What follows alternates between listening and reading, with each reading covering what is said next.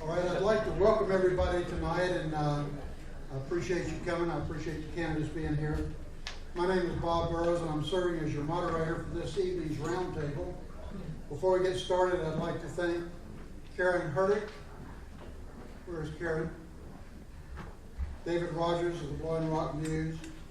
Karen is with the Blowing Rock Civic Association, and both of them served on the steering committee along with myself. I believe the president and treasurer of the Blowing Rock Civic Association are here tonight, George and Bessie Wilcox. All right. I'd like to acknowledge their contributions for helping make this evening possible.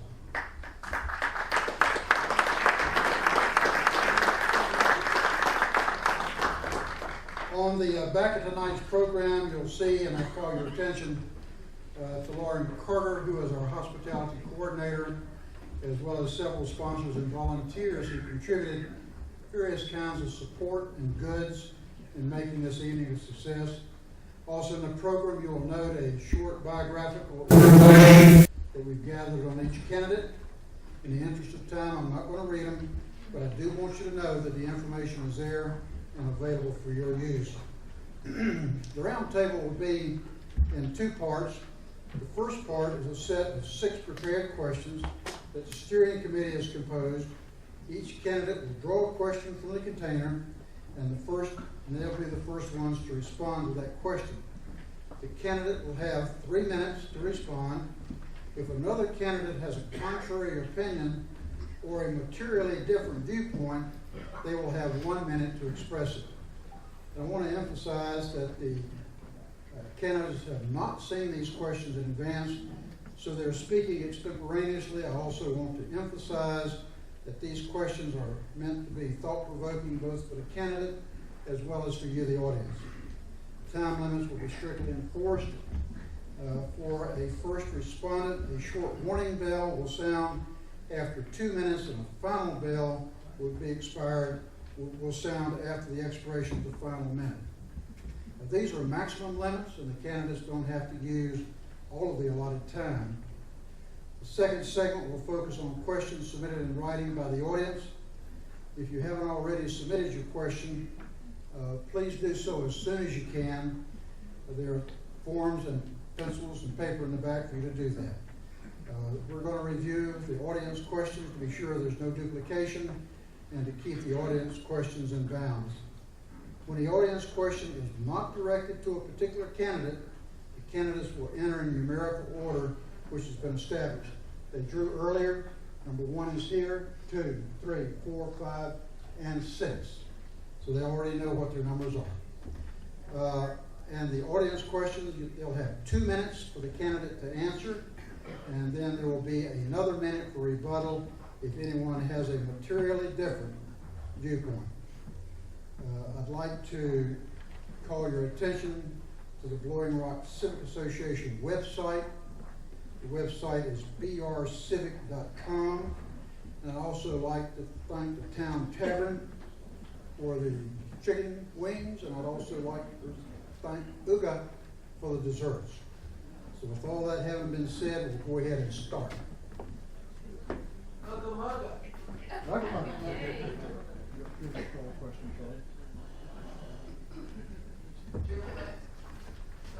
All right. Charlie Sellers will answer the first question. When the primary town limits are near the Blue Ridge Parkway on the north, the Green Park Inn on the south, and close to the horse show grounds to the west, what is the justification for spending taxpayer money to identify the Sunset Drive and Valley Boulevard intersection as the gateway to Blowing Rock? Okay, you have 3 minutes. Okay, generally speaking, we have numerous entrances to our town. We have 221, 321 North, 321 South, Sunset, and as mentioned, the entrance at Green Park and so on. These entrances, this is the first thing people see. It needs to be, I think, very conservatively approached. I think that we need signage and a greenway at each entrance. Sunset Drive, I feel like we need a more conservative approach to Sunset Drive.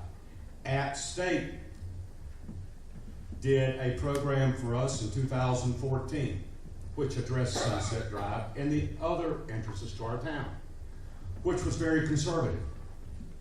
I feel like that's what we need to look at for Sunset Drive.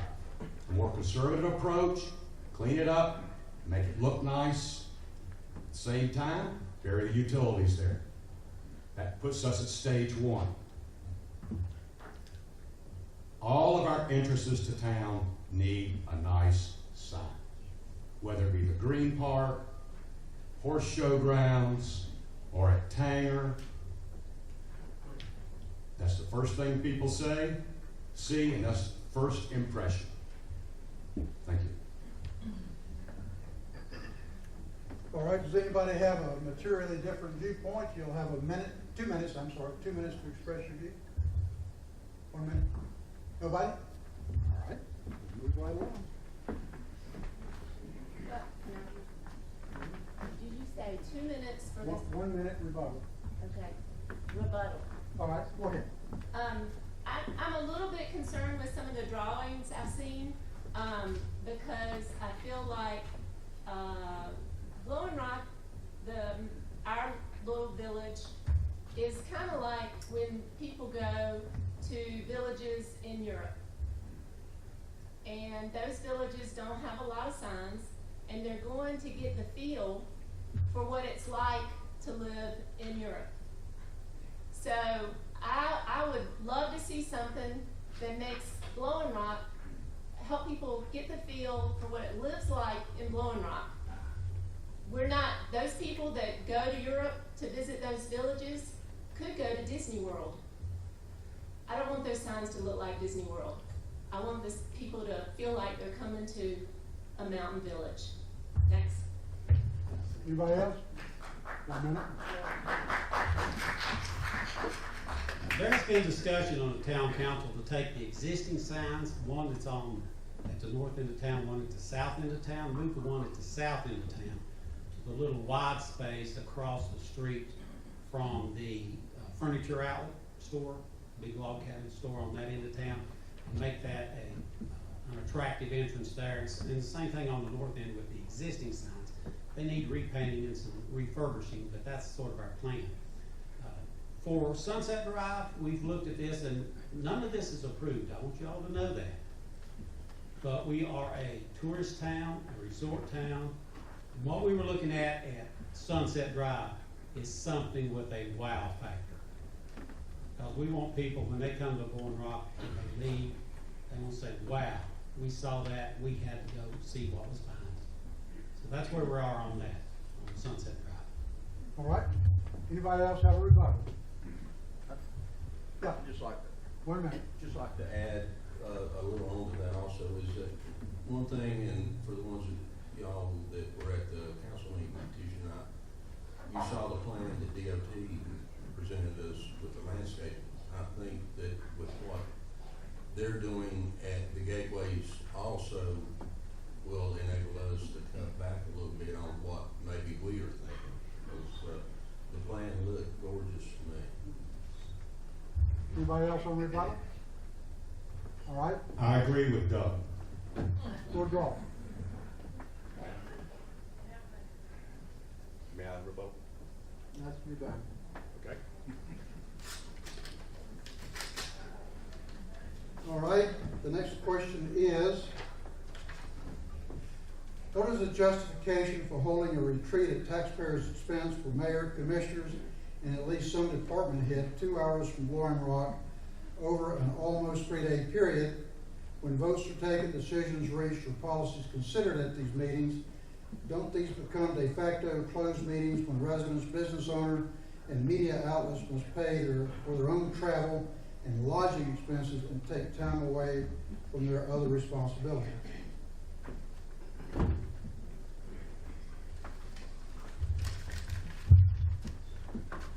Personally, I don't care whether we stay here or whether we go somewhere for the retreat. I understand why we do go on the retreat.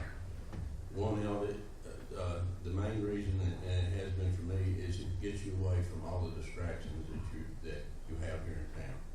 We able to go there and pack in 2 days of working long hours, a year's budget, and we stay uninterrupted with, I don't have a phone call from ASU about something, or I don't get disrupted in any other way, and it's our main focus of what we're doing.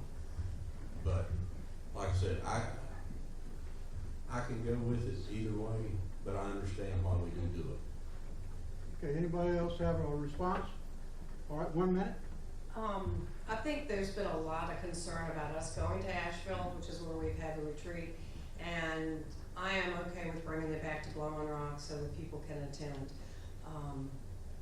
Just to let you know. Okay, anybody else? One of my 3 concerns and why I'm running for town council is approachability, availability, and transparency. Those aren't the 3 concerns, but this question addresses us being more approachable. You can stop us on the sidewalk. You can come to our meetings. You can't do that in Nashville. Okay, anybody else? All right. Call question.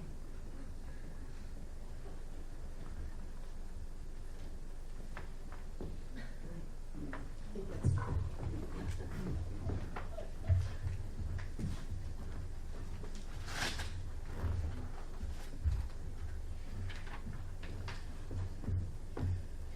What is the method used to determine whether or not a council member has a conflict of interest on an issue? If a conflict is present, what are the alternatives for handling the conflict? Of course, they ask that to the person that's not on town council right now. So I think that's called abstaining from your vote. If you have we get to look at the question again. Sure. If we have a conflict of issue, so that's what we did when I was on the school board in Alabama. We would abstain if there was a conflict of issue, and we would explain why. All right, anybody have a comment? What we normally do is talk to the attorney and see if they feel like it is a conflict, and then we recuse ourselves and cannot vote. Okay. Not Anybody? only can you not vote, you can't even listen into the discussion. All right. So, and not only if there is a conflict, I encourage people to recuse themselves if there is even a mere appearance of a conflict. I think that's the best policy. Now tell us who it is who decides whether or not there is a conflict. We consult with the town attorney. Anybody else have a comment? And in some cases, it's an obvious conflict, and you don't need the attorney's opinion to decide that. If we do have a conflict and one of us has to step out, then we always have the mayor or whoever's sitting in the mayor's position that night to break the tie in case there is a tie up. All right, thank you. Next question is, Ms. Wheaton. Blowing Rock, like many other cities and towns in the United States, has seen a dramatic increase in short-term rentals by owners using online platforms such as Airbnb, even where Blowing Rock's zoning ordinances do not permit short-term rentals. When they send their checks to the town for occupancy taxes, what is the town's justification for cashing those checks? Does this make the town complicit in the illegal activity? Well, there are areas in town that short-term rental are allowed. Okay. Sunset Drive, Morris Street do allow them. And then there's some grandfathered in places that allow short-term rental. So your question is one that I think is very legitimate. If we take the money, are we justifying that everybody can be in short-term rental? I can tell you right now, one of the things that we're planning is there's a company in California that will actually look at who is getting short-term rental and talk to them if they're not in the area and discuss with them, but also get their occupancy tax, because that is a funding source for us. So I think it is a debate that we've had. If we're taking the money and it's a short-term rental that's not allowed, why are we not enforcing it? So one of the ways to enforce it is to engage this company to help us. Anybody else have a view?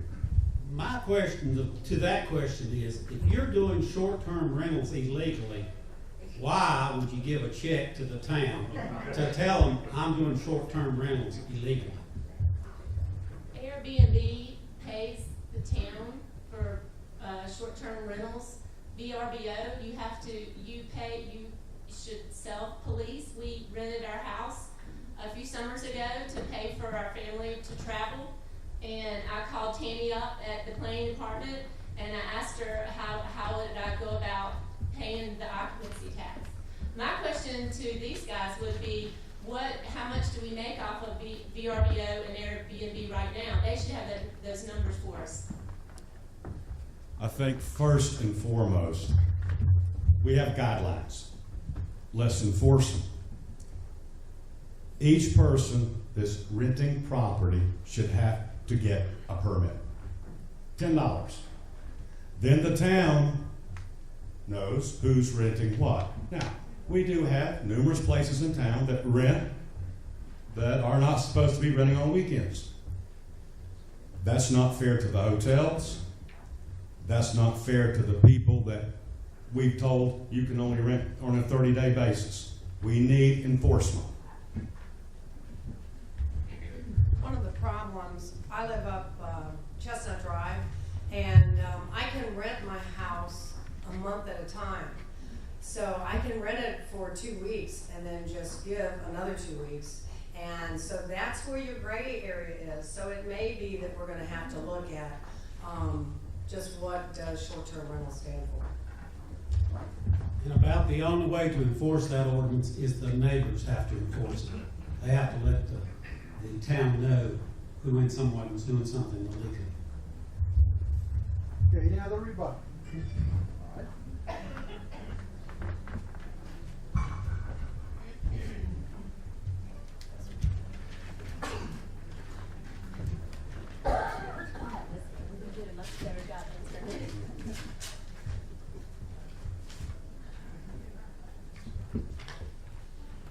Automated water meters have been advertised as effective conservation measures for the town as well as for business and residential water users. If it is decided that the town, its residences, and its businesses would all benefit from automated water meters, what is the best way for the necessary upgrades to be implemented, paid for, and any cost to the town, if any, be recovered?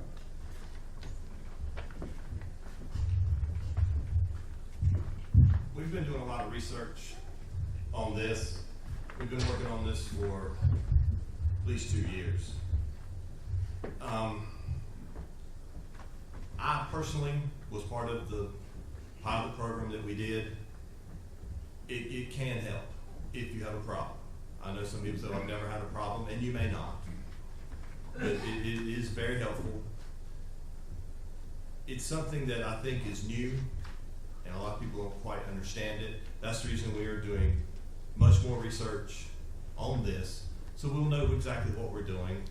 And we're doing research on how the town can be reimbursed, whether it's through customer reimbursement, a split reimbursement. We're looking at all angles, and we haven't made a decision yet. We haven't got the information back.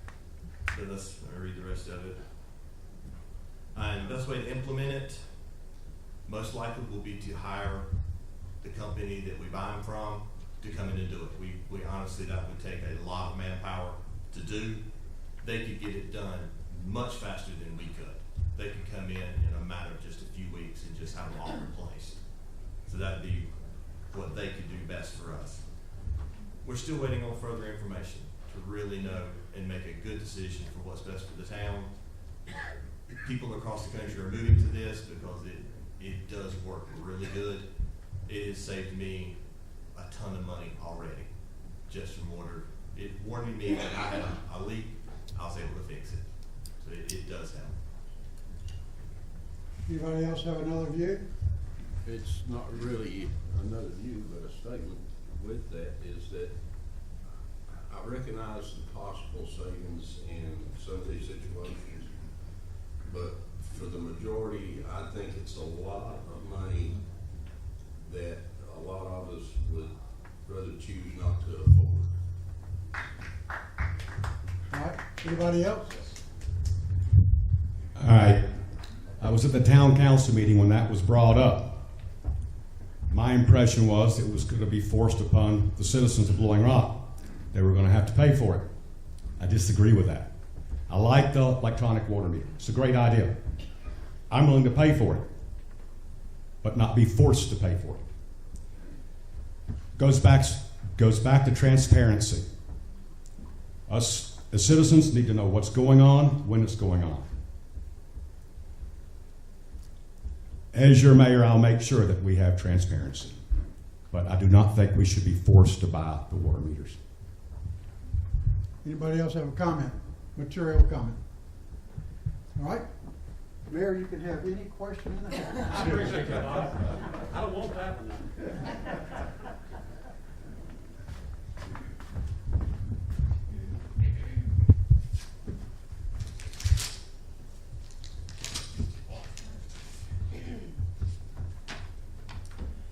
What are your thoughts on the idea of moving the town government, including administration, police, planning and other inspections, and other offices, to a new site on Valley Boulevard, either selling the existing property with their high commercial value or repurposing them for downtown economic revitalization? Well, it's certainly a great idea, really, because it is valuable property. Main Street property, as we know, is very attractive. Again, would be an expense to the town, provided that the new building or new acquisition of land costs more than what we could get for the town hall in that area. It's something nice, though, about having the town hall downtown, right beside the park. I think it's very small townish, and I like that. I like where it's at. I'm not saying that it's the best place for it, given that it is such valuable real estate. But there is something nice about having your town hall right in the middle of our town. Anybody else have something to add to that? Yeah. I like having it downtown. I wouldn't want to go to 321 or Valley Boulevard. I just think it's convenient for the citizens to get there. The kids see it when they go and tour. I just really do like having it downtown. I think one of the things that, growing up here, that most parents felt the safest about too was having their children down there at the evenings and at night, knowing the police department was just right next door. They're in and out all the time. All right, anybody else? I think it's great to have it downtown. It does give it that small town character, and the police department being right there, they can walk around town, people see them, they know that they're looking out for our town the way they should. Even if we could save a few bucks, I'm not sure it would be worth a few bucks to take that away from right downtown. I just think it fits. All right, anybody else got a comment? Okay, we're going to move to the second half, audience questions. Any of you out there have an audience question that you haven't turned in? If you have it, if you raise your hand, one of the ladies will come by and pick it up. Okay. Okay. Will you give us the rules again on Beg this pardon? one? Give us the rules again on this one. Okay. Yeah, 2 now, minutes. why are y'all wearing red smiley faces and yellow smiley faces? What does that mean? It means they've checked in. Oh, it's just the color that put it off the card. Okay. Okay, 2 minutes, 2 minutes, and 1 minute. Okay. The first one is for Sue Sweetie. If elected, what will you do to assure Blowing Rock continues to be attractive to second home buyers and those who want to build a second home? think we're already doing that. I think we're making our town beautiful. We have the landscaping that we've done helps second home buyers. We are providing a better water and sewer through the GEO bond. Trust me, some of the water lines are so old that they're breaking, and they have clay in them, and if you haven't had a discolored water line, you don't know what that's like. So we're improving that. I think our Parks and Rec brings people here. I think all those bring second home buyers here. Our shops, one of the things that we're trying to do is improve people moving down Sunset and getting more businesses down there that are vital. We've had a lot of people that haven't been able to make it on Sunset. So I think that landscaping, Parks and Rec, swimming pool, you know, we have the only outdoor swimming pool in the county. And I think all those things help bring in second home people who want to be here. The other thing we are trying to do is get outside dining. We've allowed dogs to be outside, and I think all of us know that we love our animals, and that's important.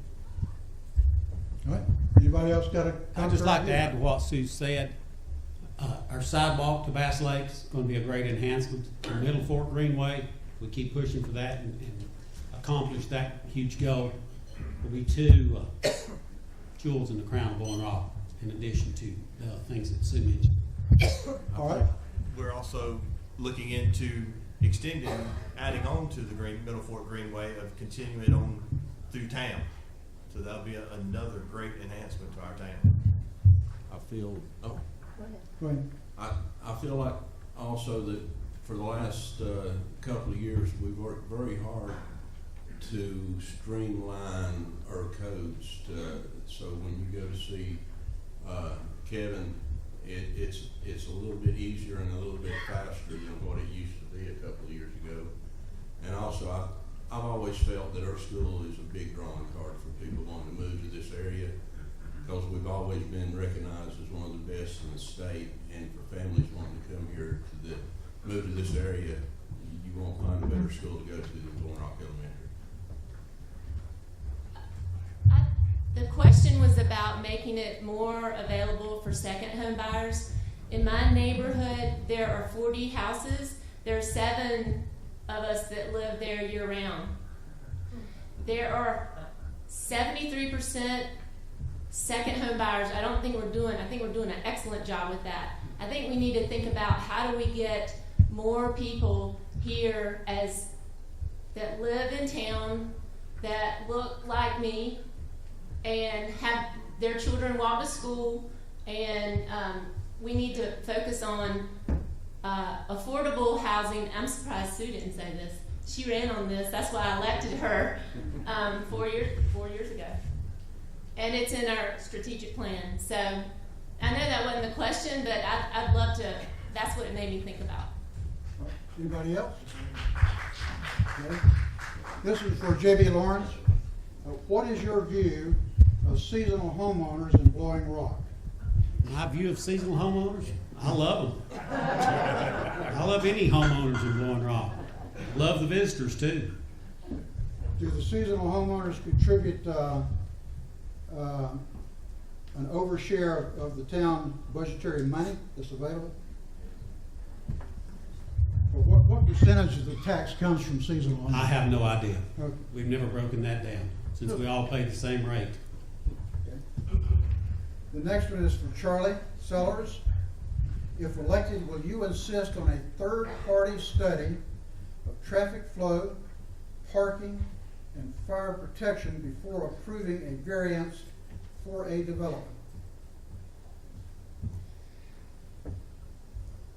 You know, first and foremost, a friend of mine who was the chief of the fire department in Burlington, North Carolina, came up a few years ago, went through our fire department. He said we had one of the best equipped fire departments that he'd seen in the state.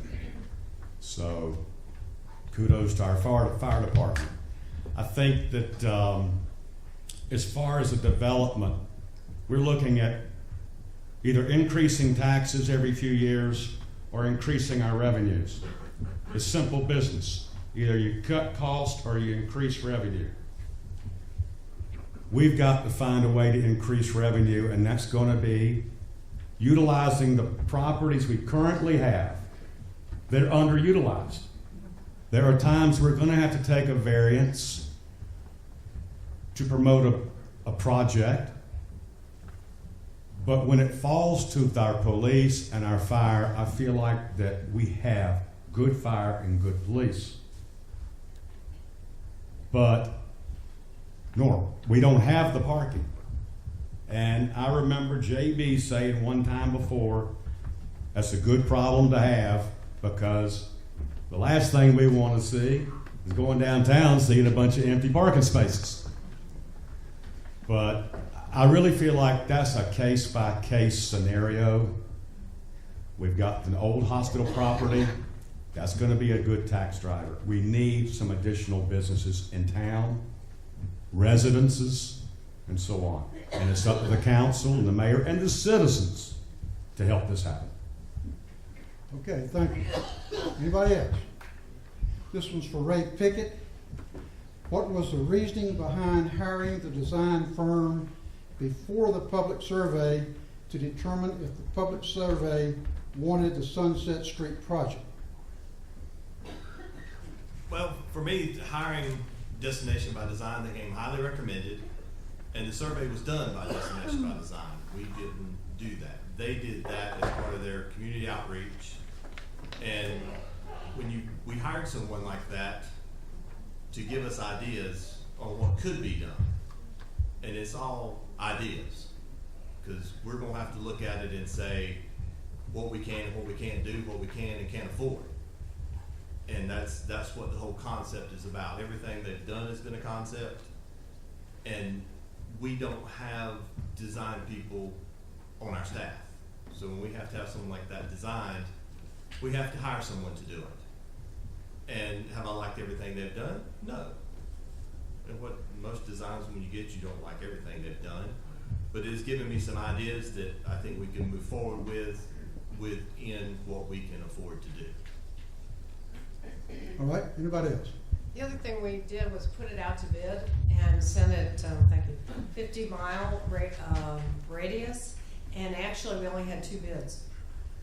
That's all that, I guess it's too small a project. People were not interested in that, and so we did choose them. And, you know, I think it is about being transparent. One of the things we did was try to get this design out and gave it to the stakeholders, the business people, and the citizens. So we want all your input. Another way we're getting tourists and local people is through the survey. So we are actually getting updates on everything that people are saying. So know that your input is important to us. And as Ray said, we have not made a decision at all on this.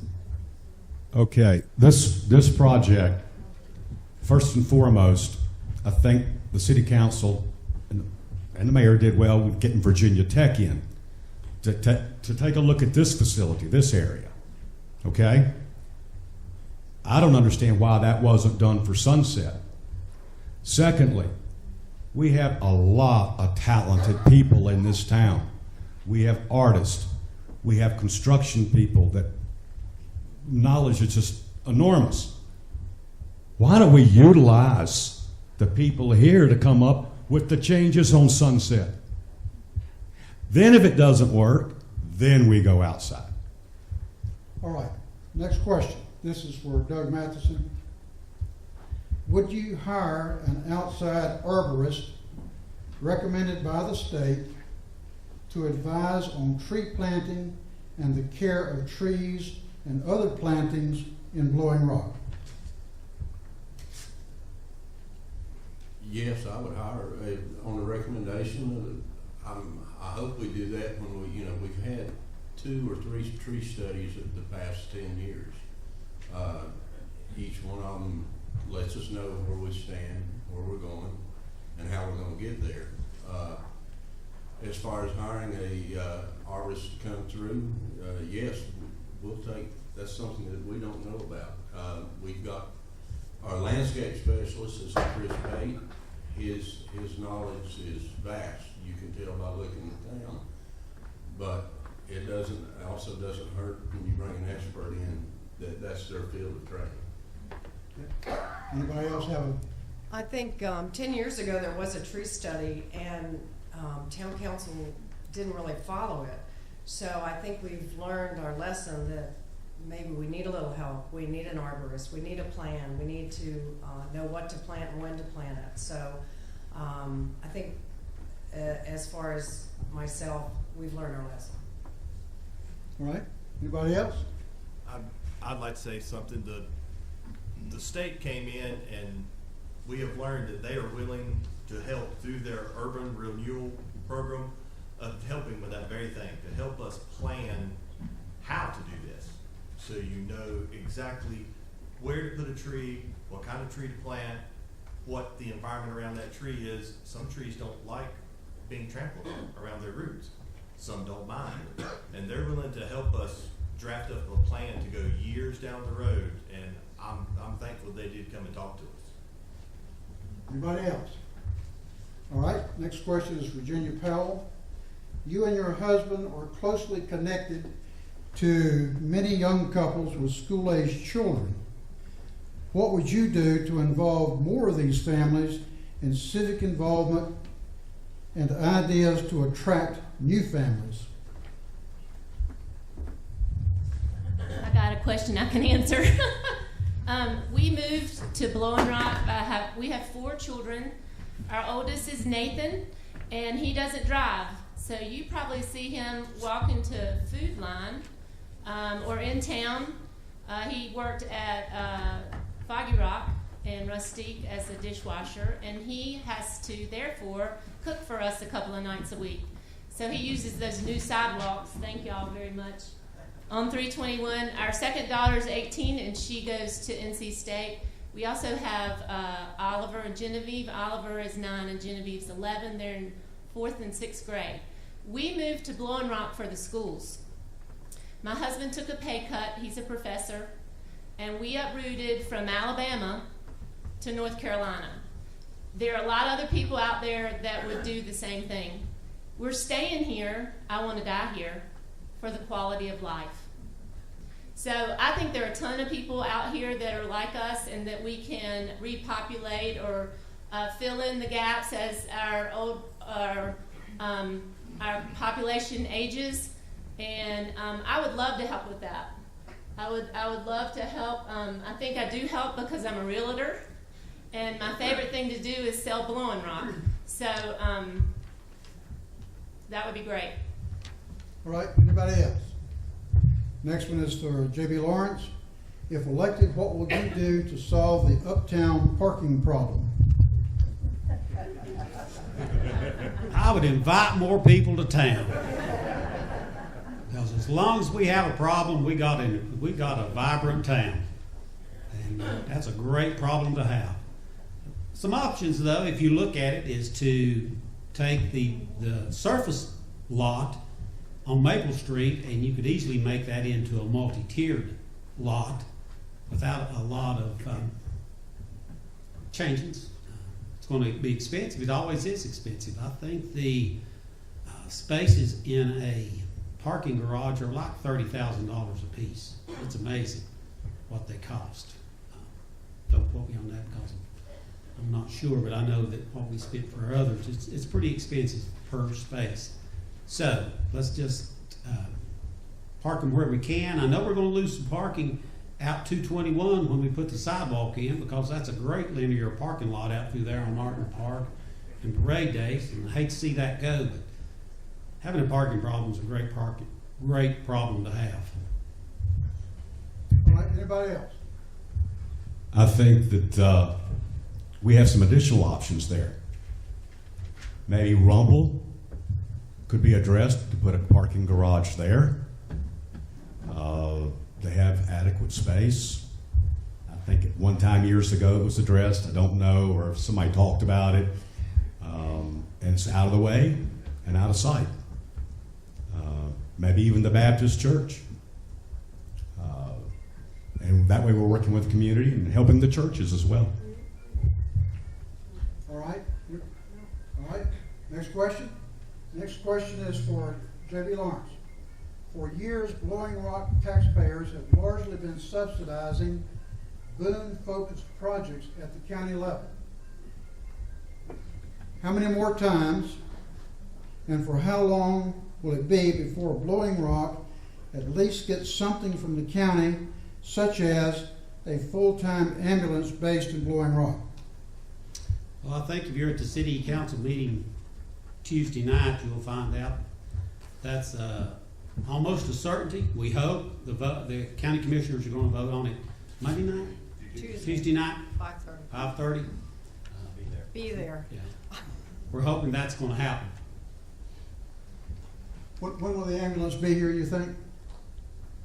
That I don't know. They got to pass the motion first. But then if they get, we're ready for it. All we have to do is move something out and let them pull their truck in. All right. Ray Pickett, what would be your approach to addressing the dead and diseased trees of Memorial Park, balancing the town's potential liability versus the historic charm and beauty they bring to downtown? Well, that's a tough one. That's where we go back to the expert coming and letting us know what is happening with the trees. The doctor from the North Carolina Forestry Service came in and did some extensive testing on the trees. There was one in particular I remember, I can't remember which letter it is on the map. The resistance test was almost 0. That means that it wouldn't take much to push it over. And it is a liability issue. We have looked at studies of events that have happened in other parks.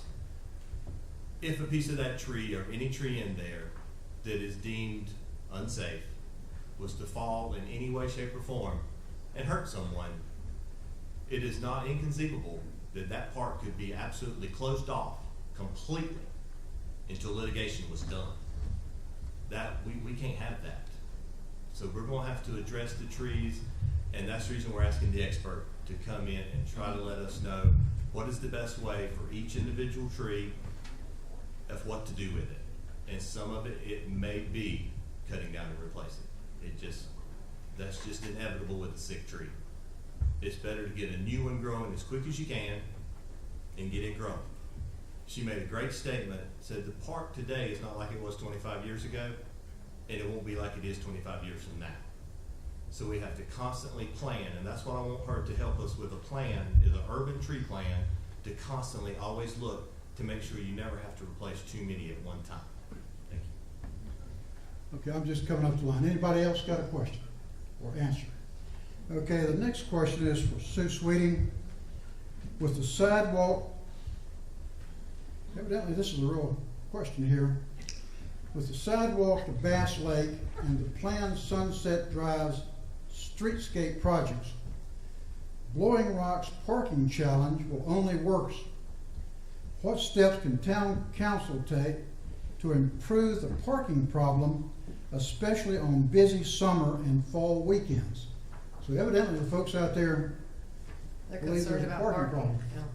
problem. Yeah. So we will lose on the north side of 221, where people have been parking where they're not supposed to be parking, but they can park on the other side. Sunset, it has not been determined if we are losing spaces. So there are some thoughts about the new property down that's the old pharmacy is rearranging that to be able to pull more parking spaces in there. But we're landlocked. So we have looked at Maple Street, putting a deck there, and we've also looked at down by the pool. That's another area that we have available land that we own. So it's not that we're not thinking about it, it's just how to do it and how to pay for it. Anybody else got an addition to that? I'm just wondering why more people don't park at Blowing Rock School. It's got a great big fat parking lot. Maybe we need some signage to show people that there's a parking lot to park. And the other thing is maybe we should use the trolley on days like last weekend when the part, it was both lines down 221. You know, both sides of the street were covered with cars.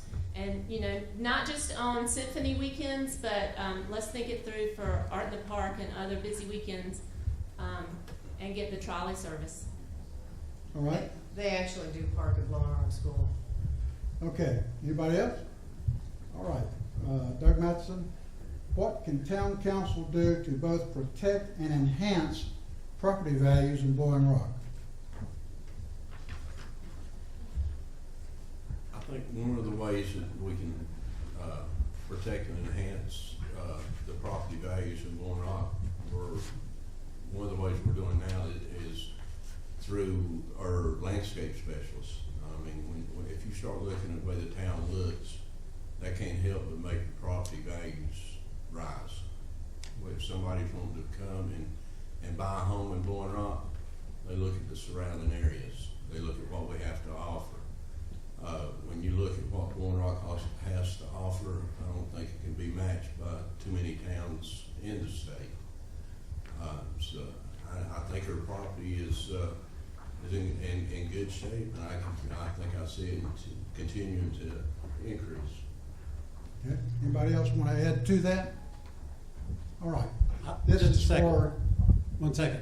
yes, sir. I think all the things we've mentioned tonight are doing those very things. The sidewalks, the streetscapes we do, everything we do that makes Blowing Rock more attractive. And if you continue to have a vibrant business community, that in itself will enhance property values, and they will continue to grow from that. All right.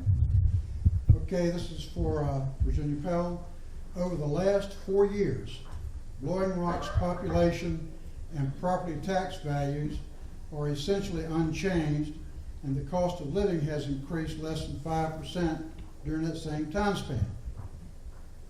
Please explain the more than 70% increase in town budget, 32% increase in property taxes over the same 4-year period. There are a lot of people worried about this. So I wasn't on the council. I didn't make those decisions. I'm not a CPA. But I did look up what I'm paying to live here, because my property taxes went up and y'all's property taxes went up. And if it costs me $434 more to live here this year, I'm happy to pay it. So as far as the reason for it and the percentage and all that stuff, you need to look to these guys, because they know those numbers and they were part of that decision. Okay, anybody else want to add something to that? One of the things that has helped increase the taxes over the last few years is that, in my opinion, we've let a lot of things go in Blowing Rock as far as some of our infrastructure. And we finally had to make a decision that something had to be done. And that decision, luckily, the voters overwhelmingly voted for the bond. But a lot of things that we've had to increase in is things that we had to try and catch up on, because we've just not really done a great job of keeping up with it in the past. Anybody else? Okay, the budget went up considerably to $9.2 million. Fire went up to $1.77, which was needed because they had to hire additional personnel. Police went up a small amount for additional personnel. Water sewer went up. Well, that's an issue that we all know needs to be worked on, the water sewer.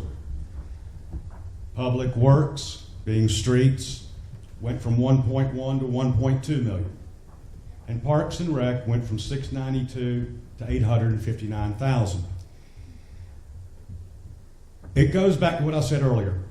We've got to watch our dollars, watch our pennies. There are times when we do have to increase our budgets and increase taxes.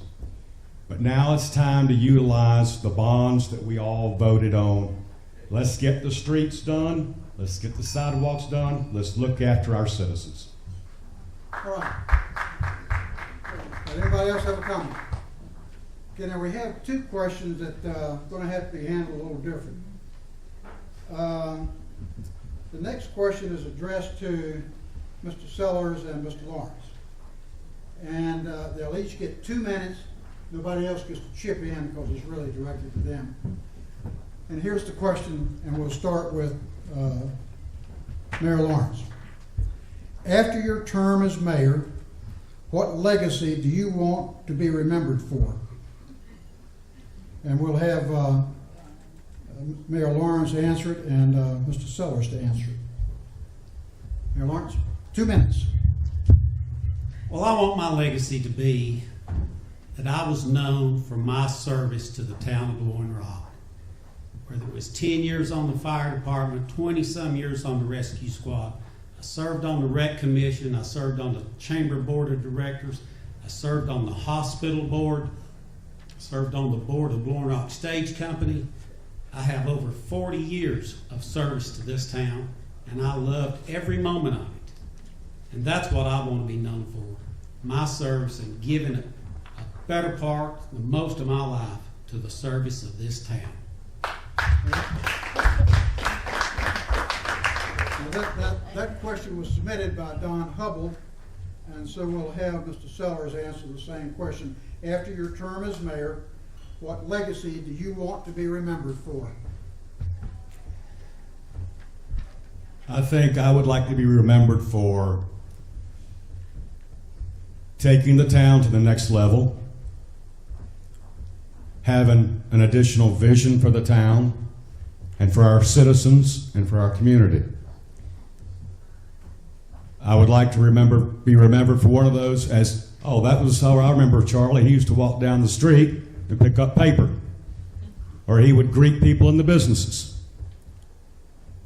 But he did fight for the citizens. Last but not least, my grandfather was mayor for many years, and I've known a lot of the mayors here. My uncles developed a lot of this area.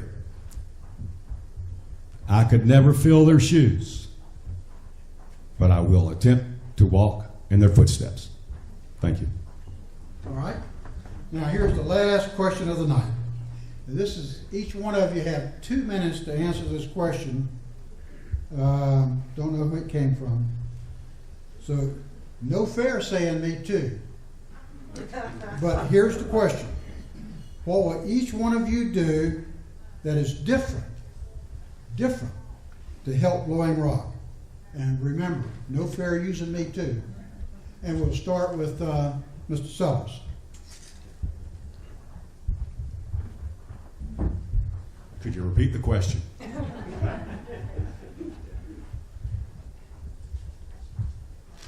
All right.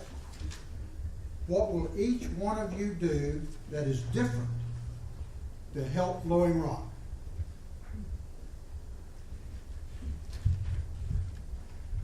I think first off, focusing on our citizens, number one. We're a tourist town, yes. But we've got to focus on our citizens and our citizens' needs. We do that, the first impression of our tourist is great. Our citizens are happy, our roads look good. They're not flushing their toilets at the Green Park and seeing iron. We need to focus on our citizens, our infrastructure, and our town, and take it to the next level. Use vision, use our people, use our citizens for their ideas. Like I said earlier, we have a lot of smart people here. And if you surround yourself with smart people, you'll always be successful. That's what we need to do. Thank you. Yes? I guess you could call it new. One of the things that I would like to see or do in Blowing Rock is I would like to do a public shuttle. I would like to see Blowing Rock offer a shuttle system in this town, especially during the peak seasons like June through October, maybe November. I think that would help alleviate some of the parking problems that we do have. It's nice that when shoppers come out of the stores that they can go to a short distance to a stop, be picked up, taken back, drop off their packages, maybe come back, get back on the bus, come back, go again. Well, In my opinion, there are 4.5 types of people that live in Blowing Rock, or that use this community. There are tourists, there are business people, there are the locals, and there are the second homeowners, and I would add, there are the families of the Blowing Rock school community. I think it would be amazing if instead of us, she's local, would be amazing if we would all work together for the common good. And I think it would be a huge improvement to this community if we could do that. Ms. Sweet? I would like to create a memorial tree policy, a tree plan, and a committee to replace removed trees on Valley Boulevard and the diseased and dying trees in Memorial Park. Me too. Just kidding. That's when it's bad when you have to draw the higher numbers. You think of everything they just said, and all of them were great points. I don't know if it's anything really different, or maybe a continuation of what I've been trying to do is, like she said, the 4.5 people. I've always thought it was 3 or 4. I forgot about the half. But of treating everyone the same. Everyone is an equal stakeholder here in Blowing Rock, whether they've come in here for a short time, a long time, or if they live here.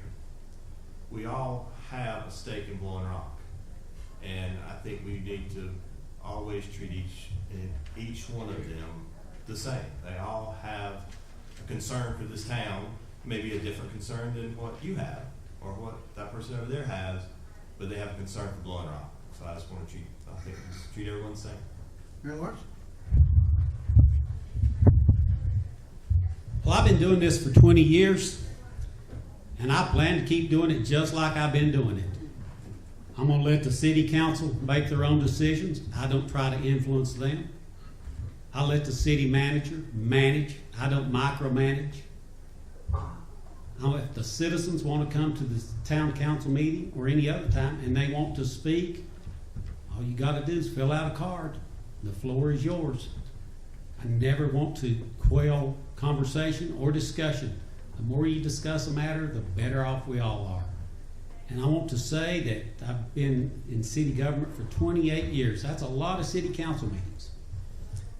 And the most intense meeting I was ever in was whether or not to allow dogs in the park. Now, is that not a great town to live in? That's all I got to say. Thank you. All right. Now, folks, that finishes the questions we had. We wanted you to get out of here by 7 o'clock, and it's 7:01. So we appreciate you coming. We have somebody in the back. Thank you. All right, thank you. Thank you for coming. Remember, you can start voting, I think, tomorrow, and urge all of you to vote. Thank you.